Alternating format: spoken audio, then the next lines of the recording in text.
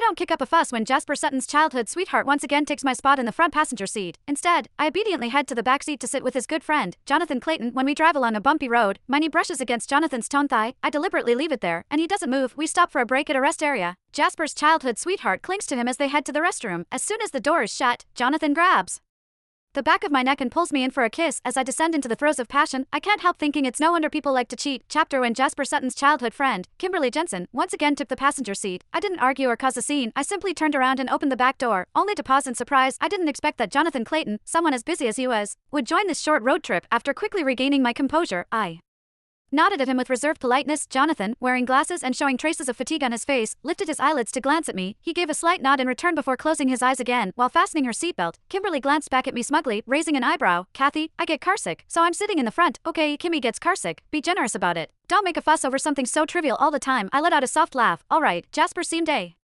little surprised but didn't say anything more because Kimberly had already shoved a half-eaten piece of bread into his mouth. This tastes bad. Help me finish it. Okay, Jazzy. Without even frowning, Jasper naturally ate the rest of the bread. Kimberly glanced at me through the rearview mirror, sticking out her tongue playfully. I ignored her and grabbed a bottle of soda, trying to open it. The cap was tight, and I still couldn't get it off after 2 attempts up front.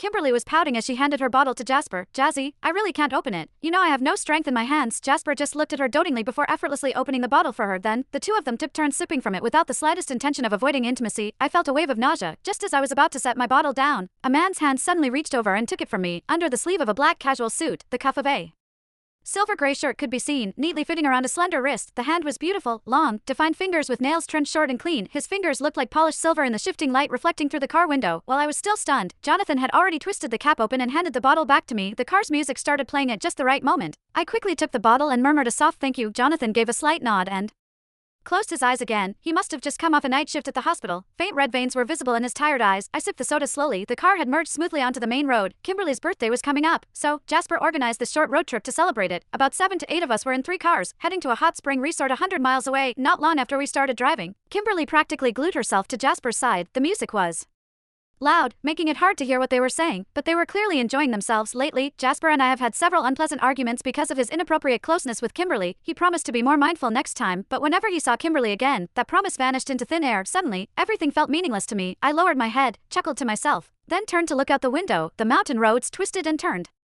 with the occasional loose rock scattered along the path. As the car jolted, I couldn't help but lean to the side. My bare knee under my skirt brushed against Jonathan's thigh, pressed tightly against it. I wanted to move away instinctively, but then I noticed a faint reddish mark on Kimberly's neck. Even a fool could recognize it. A kiss mark. There was no need to guess who left it. In that instant, a surge of defiance rose within me, and I simply froze, leaving my knee where it was. Just then, Jonathan opened his eyes and looked at me. I pretended to be perfectly